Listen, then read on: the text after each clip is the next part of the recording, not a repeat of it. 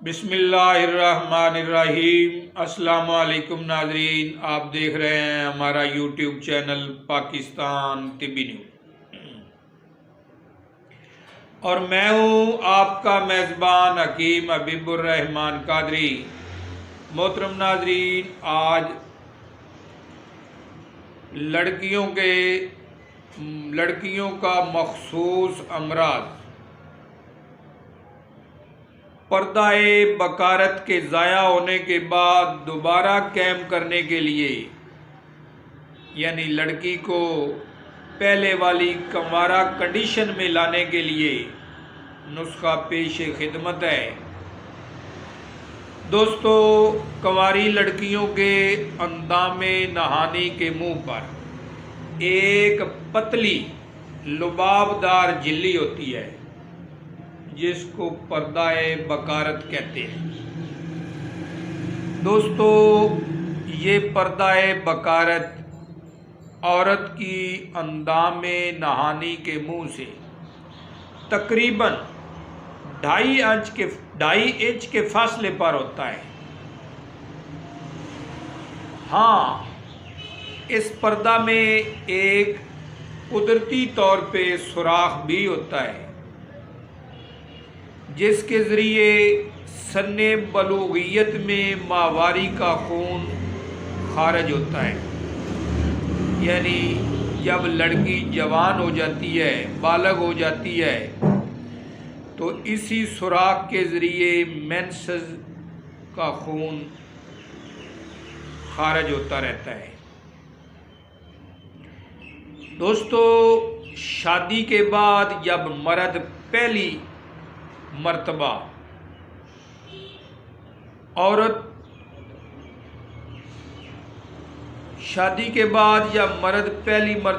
جمع کرتا ہے تو یہ پردہ پھٹ جاتا ہے۔ اس موقع پر عورت کو کچھ تکالیف بھی ہوتی ہے اور ساتھ قطرے خون بھی خارج ہوتا ہے، اور پھر یہ پردہ ہمیشہ کے لیے ختم ہو جاتا ہے۔ دوستو، تعلیم کی کمی یا پھر جہالت کی وجہ سے کچھ خاندانوں میں کنواری دلہن کے ساتھ پہلی مباشرت میں خون آنا ضروری سمجھا جاتا ہے، اور اس کو معلوم کرنے کے لیے چوری چھپے کپڑے دیکھنے کی بھی کوشش کی جاتی ہے، یعنی اس کو معلوم کرنے کے لیے کہ عورت کا خون آیا ہے کہ نہیں آیا، تو اس کو معلوم کرنے کے لیے چوری چھپے کپڑے بھی دیکھنے کی کوشش کی جاتی ہے۔ ہاں، اور اگر یہ خون پتہ چل جائے کہ خون نہیں آیا تو عورت کی عصمت پر شک و شبہات بھی کیے جاتے ہیں، جو کبھی کبھی زندگیوں کو تلخ بنا دیتے ہیں۔ اس لیے یہ ضروری سمجھا کہ اس مسئلہ پر بھی کچھ روشنی ڈال دی جائے۔ تو دوستو، سن لیں، پردہ بکارت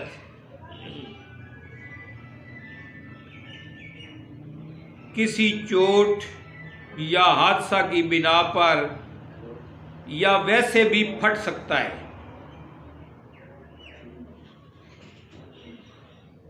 ایک مزے کی بات یہ بھی ہے کہ کچھ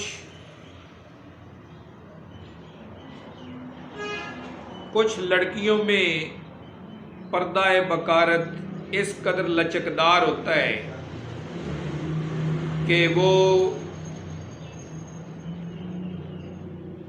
جماع کے دوران نہیں پھٹتا، جماع کے دوران پھٹتا بھی نہیں اور خون بھی نہیں آتا، اور جماع کے فعل میں رکاوٹ بھی نہیں بنتا۔ دوستو ایسا دیکھنے میں تقریباً لاکھ میں سے کوئی ایک لڑکی ہو، لاکھوں میں سے کوئی ایک لڑکی ہی ہوتی ہے جو ایسا دیکھنے میں آیا ہے، ورنہ پردہ بکارت پھٹ جاتا ہے پہلی رات ہی۔ تو دوستو اب بلا تاخیر نسخہ کی طرف چلتے ہیں۔ محترم ناظرین، نسخہ سننے سے پہلے ہمارے چینل پاکستان طبی نیوز کو ضرور سبسکرائب کر لیجئے گا اور ساتھ بیل آئیکن پر بھی کلک کر دیں تاکہ ہماری ہر آنے والی ویڈیو کا نوٹیفیکیشن آپ تک پہنچ جائے۔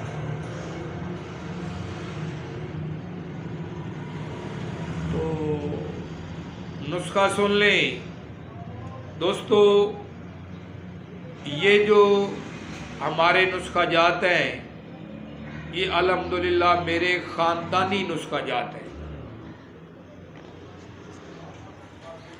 جن کو میں نے سالوں سال محنتوں مشقتوں سے حاصل کیا اور ساتھ بھاری قیمت بھی ادا کی، جو میں اللہ کی رضا کی خاطر آپ دوستوں کی خدمت میں پیش کر رہا ہوں۔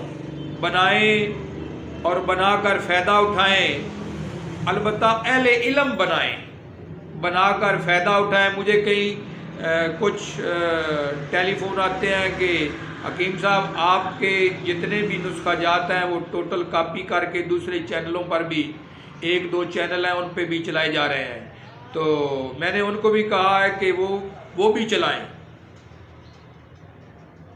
مجھے کچھ فرق نہیں پڑتا ہے ان چیزوں سے۔ جب میں آپ کو بتلا رہا ہوں تو وہ بھی تو اشاعت ہی کر رہے ہیں، بتلا ہی رہے ہیں، تو اس سے مجھے کچھ فرق نہیں پڑتا۔ دوستو آپ بھی بنائیں، بنا کے فائدہ اٹھائیں اور دعائیں دیں۔ نسخہ سن لیں، آپ نے شنگرف لینا ہے حسب ضرورت، شنگرف اور مازو دو ہی چیزیں ہیں اس نسخہ میں، ایک ہے شنگرف، دوسرا مازو بے سراخ۔ یہ مازو جو ہے بھائی یہ سرو درخت کا پھل ہے، ان دونوں چیزوں کو شنگرف، اگر 1 گرام شنگرف لیں تو 1 گرام ہی مازو لینا ہے، ان دونوں کو آپ نے الگ الگ باریک ان کا پاؤڈر کرنا ہے میدا کی مانند۔ تو پھر آپ نے ان دونوں کو مکس کر کے مقدار خوراک ہے 1 رتی سے 2 رتی تک اندام نہانی میں رکھا جائے۔